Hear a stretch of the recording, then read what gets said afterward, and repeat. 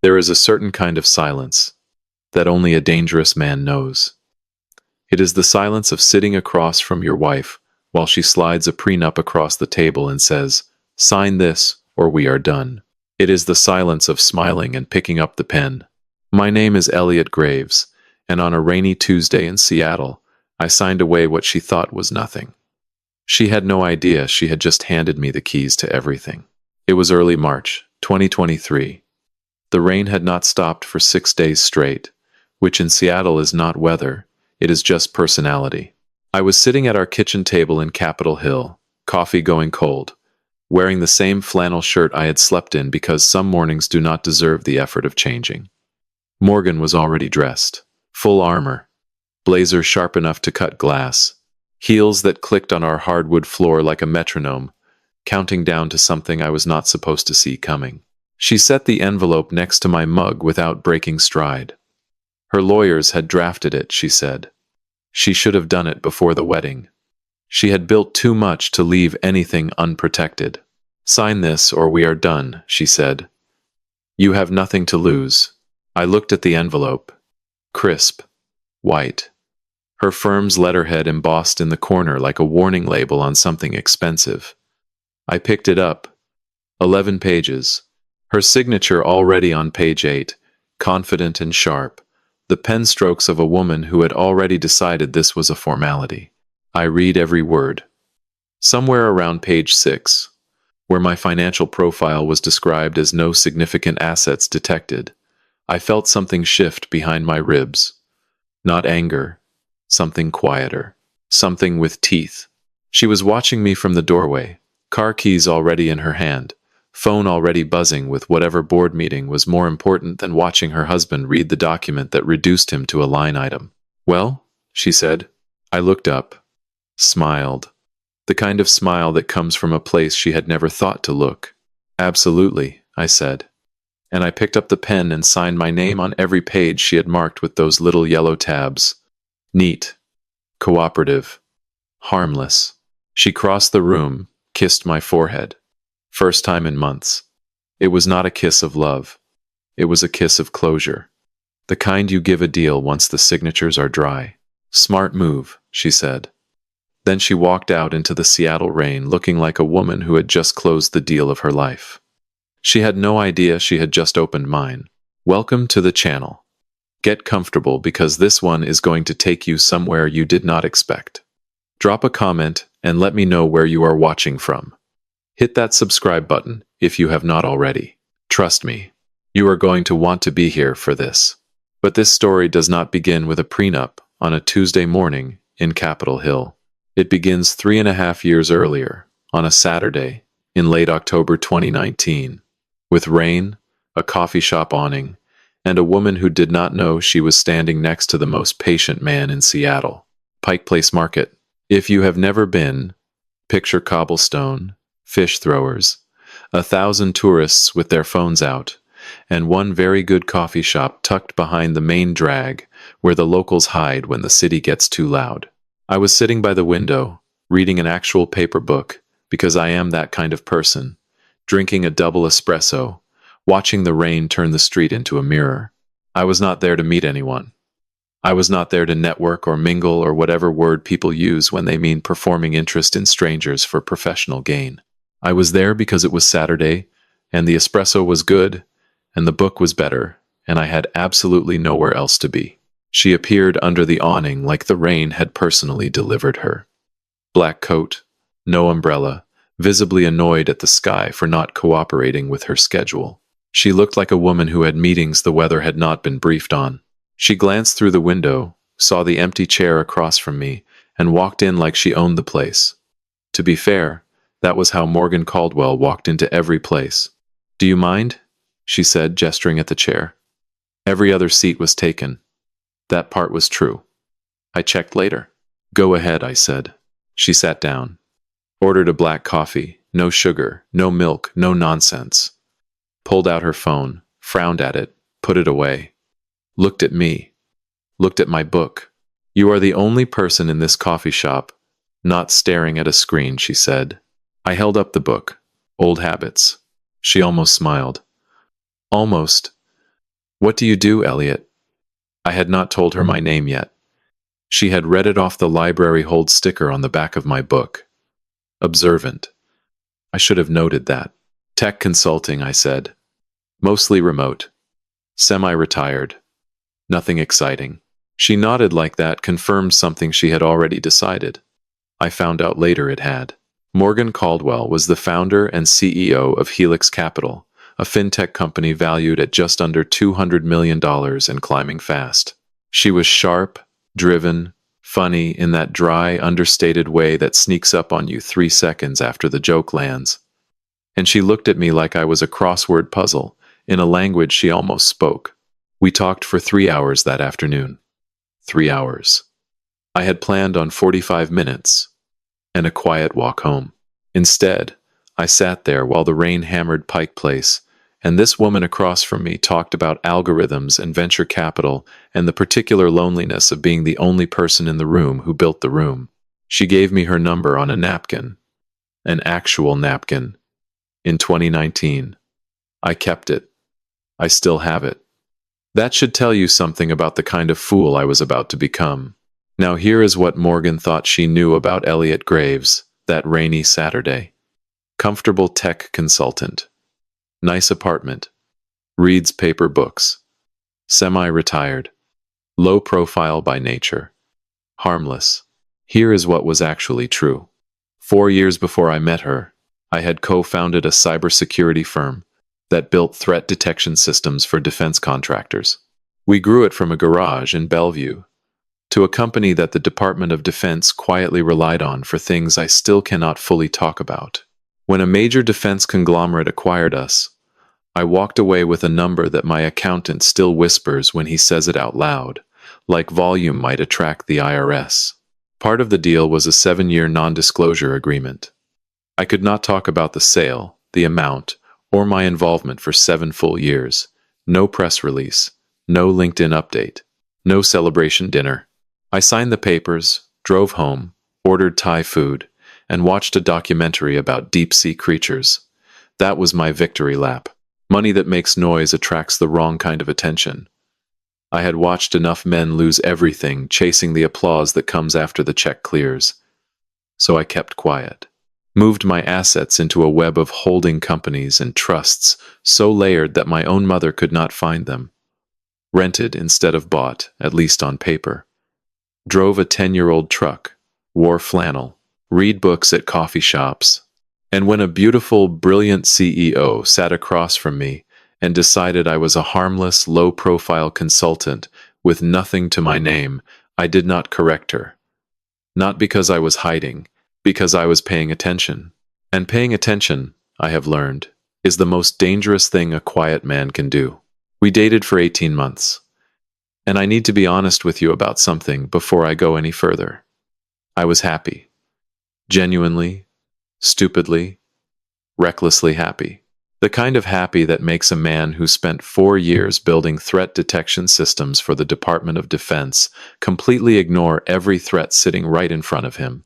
She took me to Cary Park on our 3rd date. Sunset.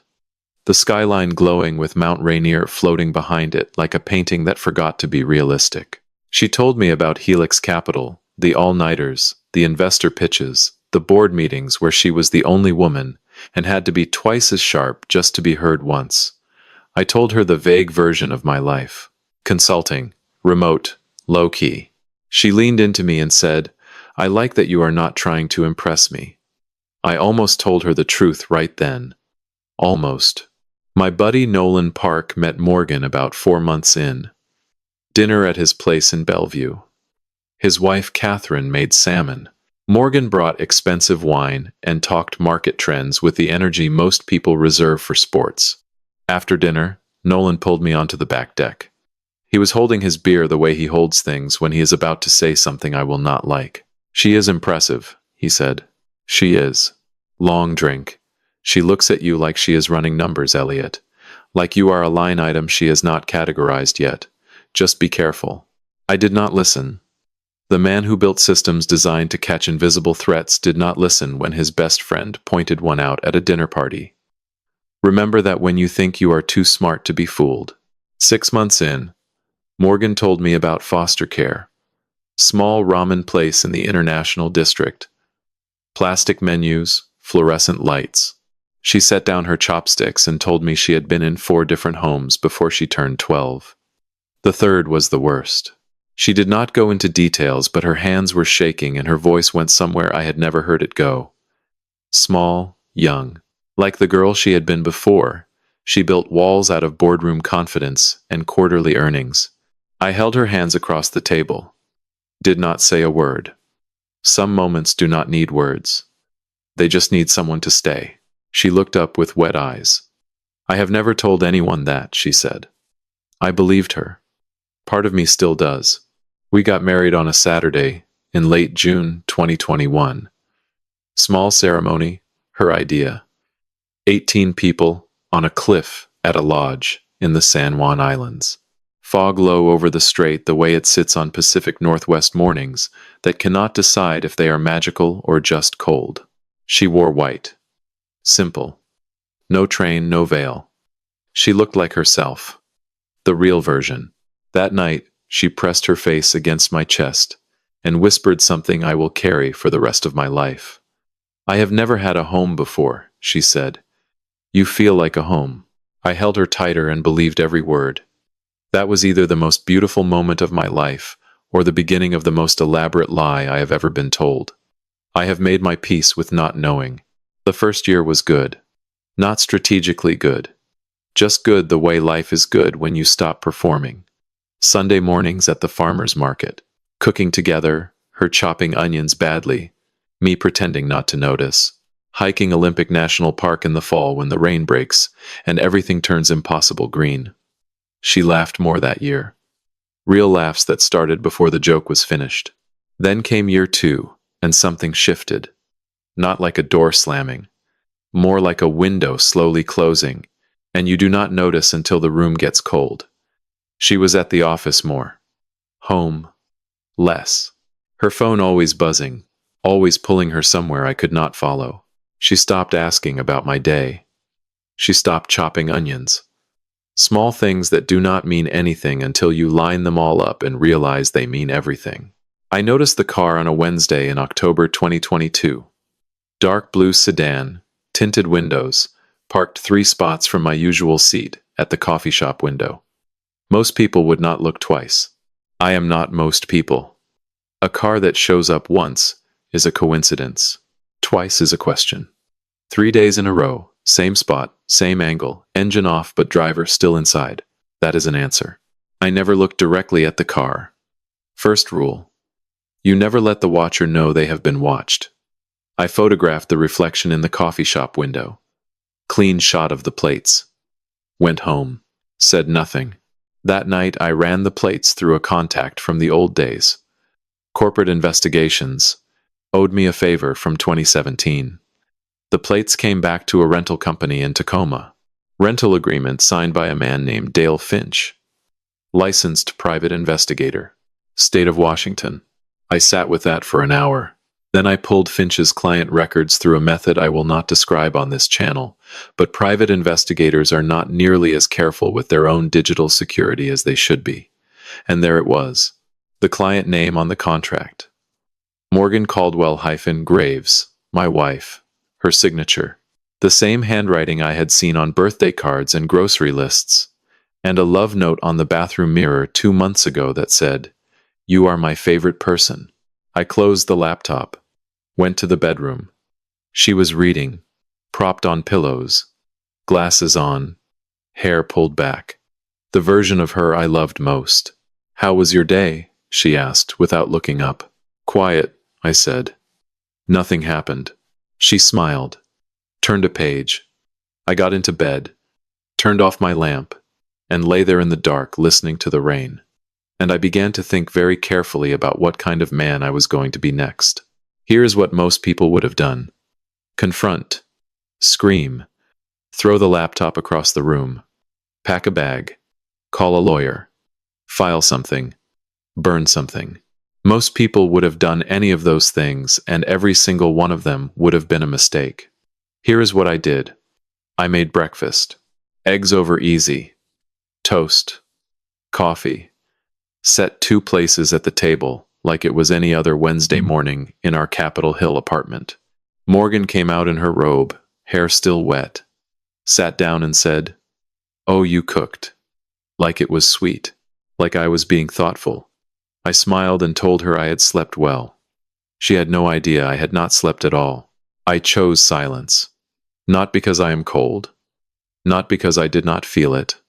I felt everything. The rage, the grief, the specific kind of nausea that comes from discovering the person you love has been investigating you like a liability. But I had spent 4 years in an industry where reacting to a threat before you understand it fully is how people get destroyed. Patience is not the absence of emotion.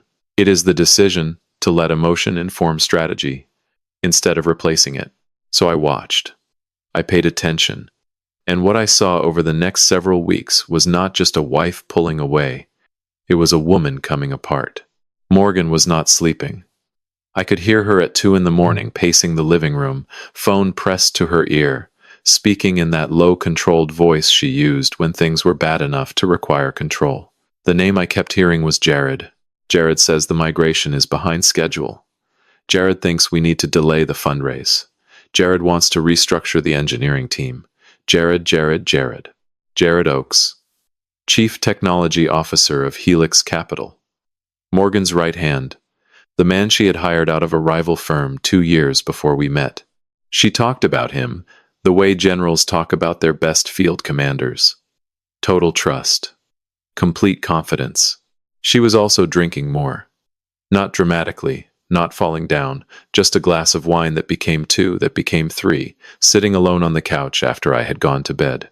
I would hear the bottle clink against the glass from the bedroom and count. Some nights, I counted to 4. I started looking at Helix from the outside. Quietly. Public records, SEC filings, job postings. When a company is healthy, its job postings are about growth. New roles, expanding teams, ambitious titles. When a company is sick, the postings tell a different story. Helix was posting for 3 senior security engineers simultaneously. That is not growth. That is a wound. I dug deeper, used open source intelligence tools I had built during my old life, the kind that traced data movement patterns across networks without ever touching the network itself. Legal, technically. Gray, practically. What I found made me sit back in my chair and stare at the wall for about 5 minutes. Helix Capital's premium client data, financial records, transaction histories, personal information for over 200,000 users was being copied to an external server. The server was registered in Eastern Europe. The trail, when I followed it through 3 layers of obfuscation, led back to a shell company. That shell company had one beneficial owner whose digital fingerprint matched the administrative access patterns of Helix Capital's CTO, Jared Oakes. The man Morgan trusted most in the world was selling her company's soul to a competitor, and she had no idea.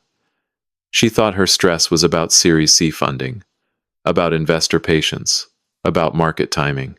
She did not know that the foundation under her feet had a crack running through it, and the man she trusted to hold it together was the one swinging the hammer. And that is when I understood something that changed everything. Morgan had not hired that private investigator because she was evil. She had hired him because she was terrified. Helix was her entire identity. The thing she had built from nothing after a childhood of having nothing. After 4 foster homes and a world that taught her that everything you love gets taken away. The company was bleeding, and she did not know why. And the only thing she could control was the one variable she had not yet verified. Me. She needed to know I was not another threat, that I was not hiding something that could make her life worse. The irony, of course, is that I was hiding something, just not the kind of thing she feared. I did not forgive her in that moment. Understanding someone's reasons is not the same as forgiving what they did. But it moved the needle from rage to something more complicated, something I still do not have a clean word for. Which brings us back to the prenup, early March 2023. You already know the scene. The kitchen table, the envelope, sign this or we are done. But now you have the full picture. She was not just protecting her assets from a husband she did not trust. She was building walls around the only thing she had ever built because the world had taught her that walls are the only things that last. And her NDA check on me through Dale Finch had come back clean. No significant assets. No red flags. Just a harmless consultant with a flannel shirt collection. She had no idea that the NDA was the wall. And walls, as I have learned, only protect you from the things you know about. I signed the prenup. You know that part. What you do not know is what I did 40 minutes later. I picked up my phone and called Nolan Park. I need you, I said. He did not ask why. That is 15 years of friendship in 3 words. When? He said. Now. He drove from Bellevue to Capitol Hill in 25 minutes. It was raining. It is always raining. He sat at my kitchen table, the same table where the prenup had been signed less than an hour ago, and I told him everything. The PI, Jared, the data breach, Morgan's fear, the NDA, with 14 months left on its clock. Nolan listened the way he listens, completely still, eyes fixed, processing. When I finished, he was quiet for a long time. Then he said, "What do you want to do?" 2 things, I said. Save her company. Then show her who she married. He looked at me like I was either the most principled man he had ever met or the most insane, possibly both. Then he pulled a yellow legal pad from his bag, the same kind he had used when we built our first security protocol together 12 years ago, and set it on the table. "Okay," he said, "let us build something." And just like that, in a small apartment in Capitol Hill, while the rain hammered the windows and my wife's unsigned future sat somewhere between her lawyers and mine, we started. There is an art to watching someone destroy a building from the inside. You do not stop them immediately. You document every crack they make, every beam they weaken, every load-bearing wall they quietly remove while everyone else is looking at the paint color. Because when the time comes, you want the people holding the blueprints to see exactly who planted the charges. That is what the next several months of my life looked like. 2 lives running parallel. One visible, one invisible. And the invisible one was the only one that was real. Nolan found me a workspace. Small co-working office in Fremont. The kind of place where freelance developers and startup founders sit in noise-canceling headphones, and nobody asks what anyone else is doing. I paid for it through a management company that connected to one of my holding entities. Clean, quiet, untraceable to Elliot Graves. Morgan thought I spent my days consulting from coffee shops and our kitchen table. She was half right. I did go to the coffee shop. I just did not stay there. Every weekday morning I kissed her goodbye, drove to Fremont, and went to work on the real problem. Jared Oakes was not just skimming data. He was running a systematic exfiltration operation. Premium client records, transaction histories, financial profiles, all being copied in small batches to avoid triggering Helix's own security alerts. The data flowed through 3 proxy servers before landing on a storage cluster registered to a company in Latvia that, when I traced the beneficial ownership chain, connected to a direct competitor of Helix Capital based in San Jose. I built the case the way I used to build security protocols, layer by layer, every piece of evidence time-stamped, sourced, verified independently. I was not building a hunch. I was building something that would stand up in front of a federal judge. Expert witness-level documentation, the kind of report that makes prosecutors smile and defense attorneys go very quiet. Nolan connected with a contact at the FBI Cyber Division in the Seattle field office, a woman named Torres who he had worked with on an intellectual property case 2 years earlier. He did not give her details yet. Just let her know that something significant might be coming across her desk in the near future, and that the source material would be immaculate. She said she would be ready. Meanwhile, I went home every evening and was a husband. I cooked dinner. Chicken parmesan on Mondays because Morgan liked it. Pasta on Wednesdays because I liked it. We watched television shows about people with simpler problems than ours, and I laughed when she laughed, and handed her wine when she reached for it. On weekends we hiked Rattlesnake Ridge, and I listened to her talk about Helix while the trail wound through Douglas firs, and the fog sat in the valley below us like a secret nobody had told the mountain about. She talked about Jared constantly. Jared is restructuring the back end. Jared says we need to delay the Series C by a quarter. Jared thinks the board is getting impatient. One Sunday afternoon, sitting on a log at the ridge overlook, she looked out at the fog and said, "Jared is the only one I trust right now. The only person at that company who is not playing an angle." I took a sip of water from my bottle, looked at the same fog she was looking at. The fog that hid everything below it and made the world look simpler than it was. "He sounds solid," I said. She nodded. "I do not know what I would do without him." I screwed the cap back on the bottle and said nothing else. I had sitting in my Fremont office at that exact moment a 200-page forensic report proving that Jared Oakes had exfiltrated data on over 200,000 Helix users and funneled it to a direct competitor for what my estimates suggested was somewhere north of $1.5 million in payments routed through 4 shell companies. Jared is the only one I trust. I let that sentence sit in my chest like a stone and did not flinch. That is not strength. That is practice. If you have been with me this far, do something small for me. Hit that subscribe button. It is free, and it tells me you want more stories like this. Drop a like while you are at it, and leave a comment below. I read every single one. By midsummer 2023, the case was airtight. Every data transfer logged. Every shell company mapped. Every payment traced from origin to destination. Nolan reviewed the entire package 3 times. Torres at the FBI confirmed the framework was prosecutable. We were ready. Except for one thing. My NDA still had 9 months left on its clock.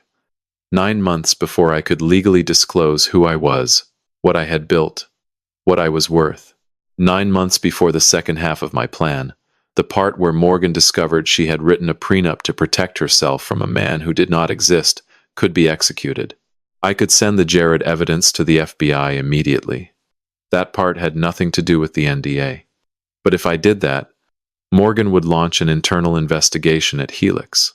Lawyers would get involved. Discovery processes would start. And discovery has a way of pulling threads that unravel things you did not intend to expose. My holding companies. My connection to the Fremont office. The fact that her harmless consultant husband had built an FBI-ready cybersecurity case from a co-working space she did not know existed. The whole architecture comes down if one thread gets pulled at the wrong time. Both packages had to land at the same time. The FBI evidence and my financial disclosure. Simultaneous detonation. One without the other was incomplete. Together they were undeniable. So I waited. 9 months. 9 months of cooking chicken parmesan on Mondays and hiking Rattlesnake Ridge on Saturdays and lying beside a woman who had hired a private investigator to confirm I was nobody. 9 months of being nobody. I could wait. I had been waiting my whole life for things to matter at the right time. I need to stop here and tell you something that is not part of the plan. Something that does not fit neatly into the strategy or the timeline or any of the careful moves I have described. Because if I do not tell you this part, you will think I am a machine. I am not. I am a man who loved his wife.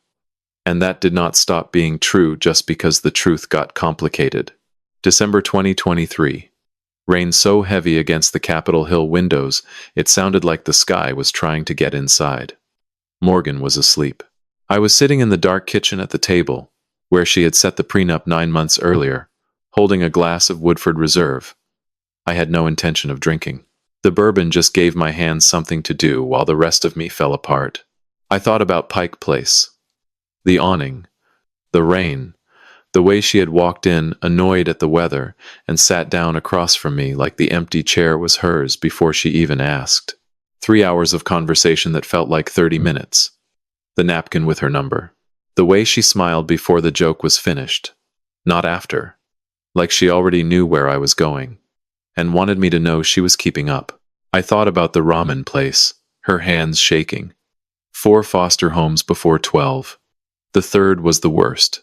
I thought about how she had looked at me that night, like I was the first person who had ever just stayed. I thought about the San Juan Islands, fog on the water, her voice against my chest in the dark. You feel like a home. And I sat there in that kitchen at 2 in the morning and asked myself the question that had no clean answer. Was any of it real? Not all of it. I knew that. The prenup was not real. The PI was not real. The version of me she had filed under harmless consultant was not real. But the woman in the ramen place with the shaking hands, the woman who whispered about home on our wedding night, was she real? Or was she the performance and the CEO with the prenup was the truth? The worst part was not that she had changed. The worst part was that maybe she had not. Maybe the woman under the awning was the mask, and the strategist was who she had always been. Or maybe, and this is the thing that sits in your chest like a splinter you cannot reach, maybe both were real, and she just chose the wrong one to lead with. I will never know. That is the part that does not heal. I sat with that for a long time. Long enough for the rain to slow and start again. Then I stood up, poured the bourbon down the sink, rinsed the glass, placed it upside down on the rack, and went to bed. The next morning I drove to Fremont and opened my laptop and kept building. Because grief is just love with nowhere to go, and I had decided mine was going somewhere. By early 2024, the world had shifted around us in ways Morgan could see, and ways she could not. Helix Capital was preparing for an IPO. $400 million valuation. The board was energized. Investors were circling. Morgan was having her best quarter, and she walked through our apartment like a woman who had finally outrun every foster home and every boardroom that had ever doubted her. She did not know that her CTO had stolen data on 200,000 of her clients. She did not know that her husband had built the case that would prove it. And she did not know that the 7-year NDA that had kept him invisible was expiring in less than 60 days.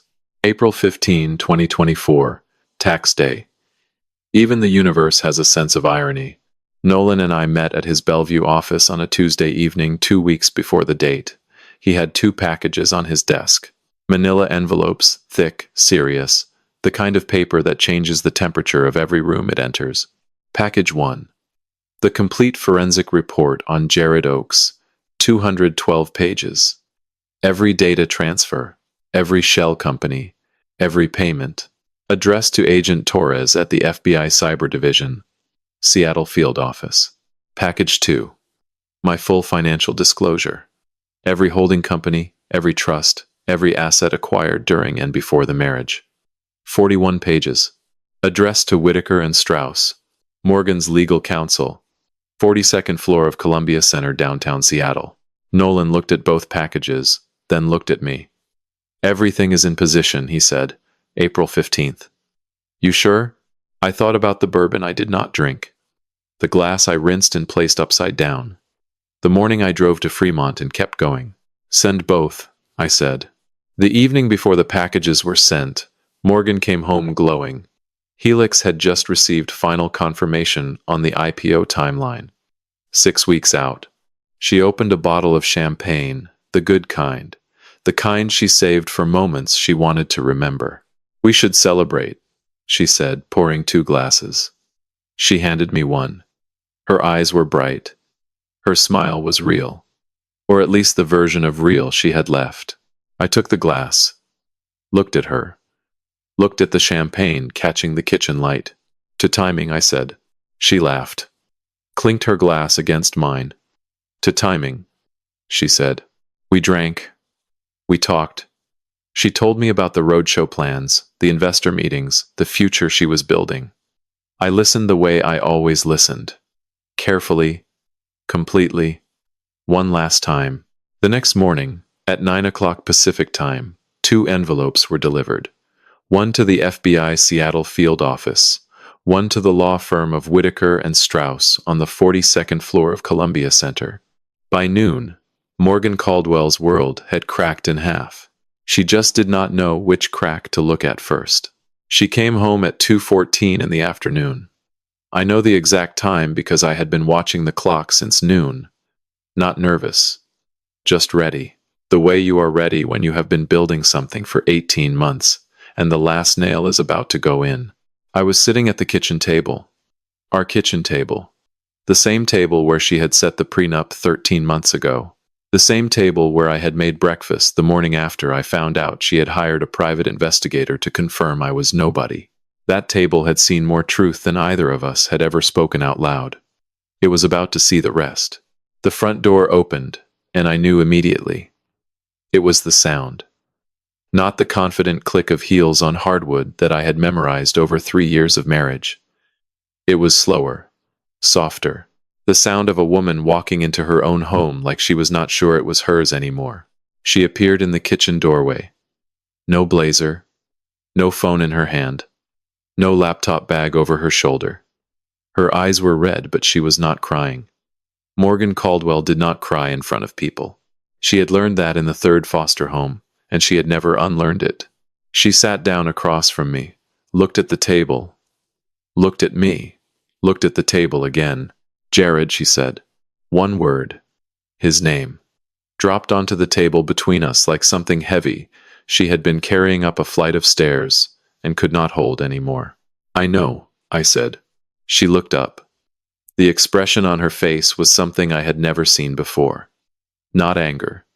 Not the controlled composure she wore to board meetings and investor dinners. Something cracked. Something underneath. You know, she repeated. Not a question. A recalibration. Her mind doing what it always did. Running the numbers, adjusting the variables.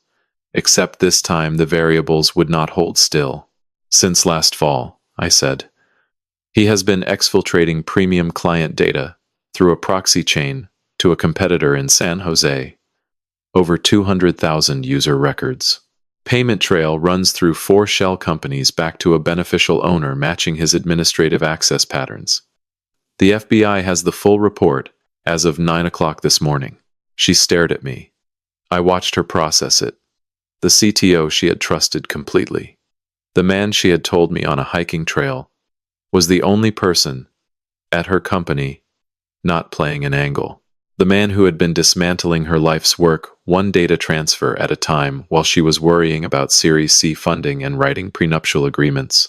How, she said quietly. How do you know all of this? And there it was. The second crack.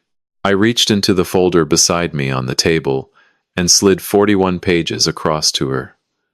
My full financial disclosure. Every holding company, every trust, every asset.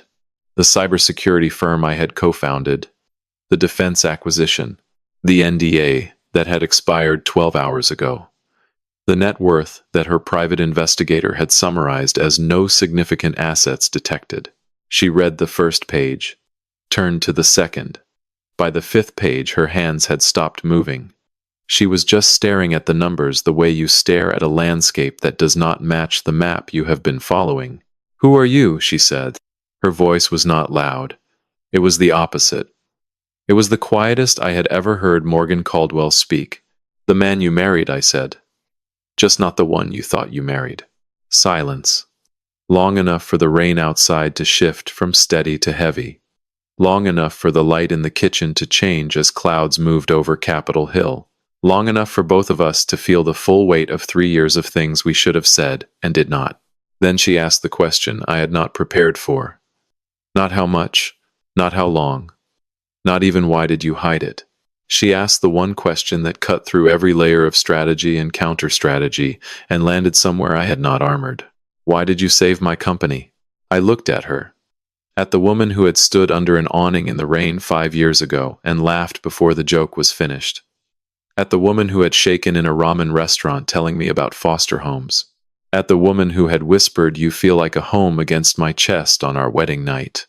At the woman who had hired a detective to prove I was nothing and written a contract to make sure I stayed that way. Because you built it with your bare hands, I said. And nobody should lose something they built with their bare hands. Not even the person who hurt me. She broke. Not the way CEOs break. Not with composure and a recovery plan and a statement drafted by legal counsel. She broke the way a child breaks when the thing they were most afraid of finally happens. The way a girl in the third foster home breaks when they tell her she is going back. Her shoulders folded inward, and the sound that came out of her was small and raw, and had nothing to do with stock valuations or IPO timelines or any of the armor she had spent her entire adult life building. "I was so scared of losing everything," she said through it, "that I destroyed the only real thing I had. I did not touch her, did not reach across the table, did not say it was okay, because it was not okay. I just sat there, let her be a person, instead of a strategy. Let her feel it without someone trying to fix it, or manage it, or redirect it. That was the last thing I could give her. The dignity of being seen without being handled." She cried for a long time. Long enough for the rain to slow and start again the way Seattle rain does, like it has all the time in the world, and no interest in anyone's schedule. When she finally looked up, her face was different. Open. Emptied. The most honest version of Morgan Caldwell I had ever seen, and possibly the most honest version she had ever been. "I am sorry," she said. 2 words. Quiet, steady. The first completely honest thing she had said to me in over a year. I held her gaze, nodded once. Did not say I forgive you, because I was not there yet. Did not say I do not forgive you, because that was not entirely true either. Some things take longer than a kitchen table conversation to untangle. She stood up slowly, wiped her face with the back of her hand, picked up her bag from the floor where she had dropped it when she walked in, looked at me one last time with those eyes I had fallen in love with under a coffee shop awning 5 years ago. Then she walked out. The front door closed softly. Not a slam. Not a statement. Just a door closing on something that had been over for longer than either of us had admitted. And the rain kept falling the way it does in Seattle. Like it does not care who is hurting. Like it will be here long after the hurt stops mattering. The thing about truth is that it does not clean up after itself. It just arrives, breaks everything open, and leaves you standing in the mess, figuring out which pieces are worth keeping. The divorce was fast. Cleaner than it had any right to be given everything underneath it. Morgan's lawyers at Whitaker and Strauss sat across from Nolan in a conference room on the 34th floor of Columbia Center, downtown Seattle, views of the Sound stretching out behind them, like the city was showing off for an audience that was not paying attention. The prenup held, every word of it. That was the part that made Morgan's lead attorney go very quiet for a very long time. She had drafted that agreement to protect herself from a man with no significant assets.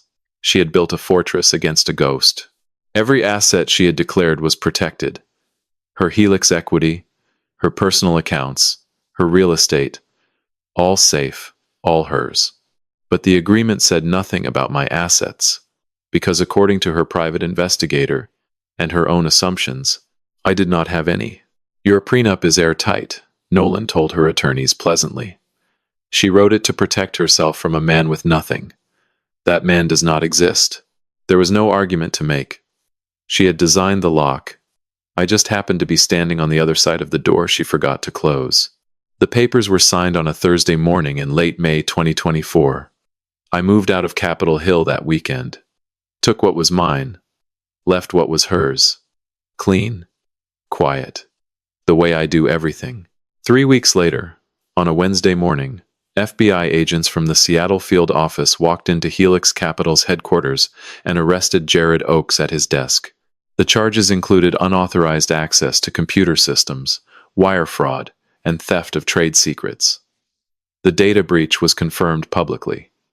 The IPO was postponed. But Helix survived. The evidence I had provided through Nolan had arrived early enough, clean enough, thorough enough that the damage could be contained before it became fatal. The board sent a formal letter of gratitude through Nolan, addressed to an anonymous cybersecurity consultant whose timely intervention had prevented catastrophic data loss and potential regulatory action. They did not know the consultant was their CEO's ex-husband. I read the letter, smiled, folded it, and put it in a drawer. I found an apartment in Ballard, 8th floor. View of Puget Sound and Bainbridge Island and the ferry that crosses every 45 minutes, lit up at night like a slow-moving constellation on black water. The first evening, I stood at the window with a glass of red wine and felt something I had not felt in almost 2 years. Still. Not happy exactly. Not triumphant. Just still.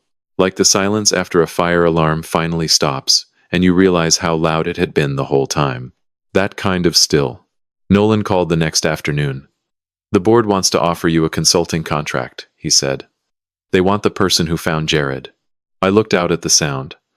The ferry was halfway across, small and bright against the gray. No, I said. Tell them I am retired. Again? He laughed. What are you going to do? I do not know, I said. Maybe I will find a good coffee shop. On a Sunday morning in October 2024. Exactly 5 years after a woman stood next to me under a coffee shop awning in the rain. I went back to that awning. Pike Place Market.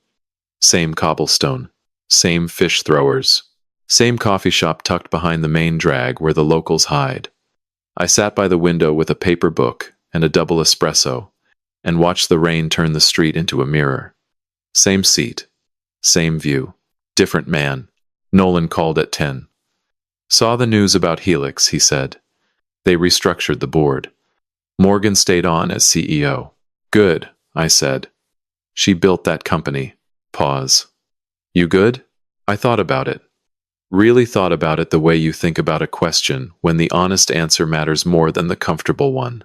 I thought about the awning and the napkin and the ramen place and the San Juan Islands and the bourbon I poured down the sink and the prenup I signed with a smile and the 41 pages that changed everything. I thought about what I had wanted and what I had gotten instead, and how sometimes those two things, even when they are completely different still, manage to add up to something you can stand on. Yeah, I said. I am good, and the thing is, I meant it. The door to the coffee shop opened. I did not look up at first. People come and go in coffee shops, that is the whole design. But something made me raise my eyes.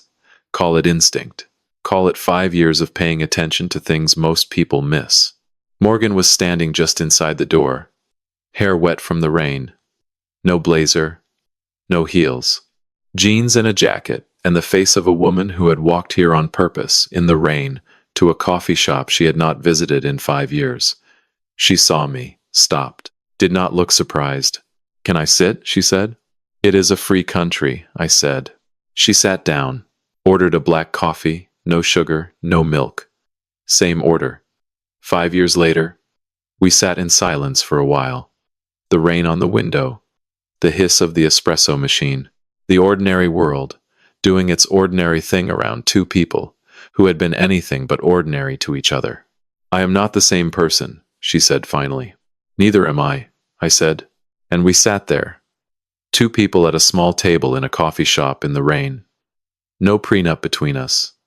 No private investigator outside. No NDA. No holding companies. No strategy.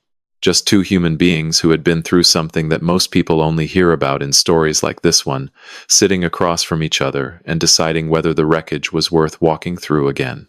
I do not know how that part ends. I am not sure it matters.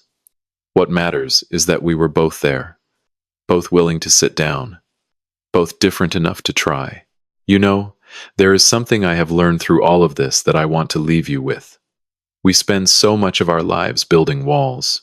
We build them out of money and contracts and job titles, and the quiet belief that if we just control enough variables, nothing can touch us. But God did not design us for walls. He designed us for windows, for seeing each other clearly, even when the view is not what we expected. Especially then. I think about the foster homes Morgan survived, the ones that taught her that love was a variable to be managed instead of a gift to be trusted. And I think about how many of us learned the same lesson from different rooms.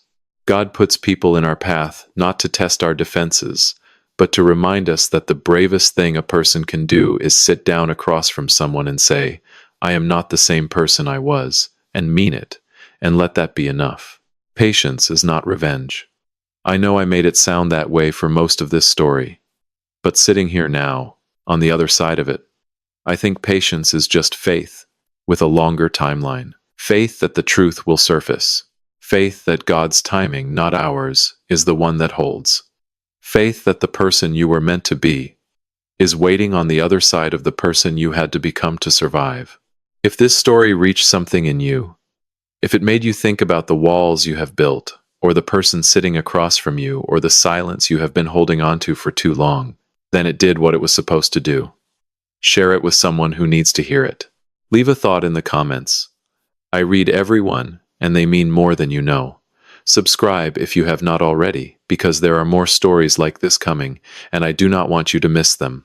Hit that like button. It costs you nothing, and it tells me we are building something here together. I will see you in the next one.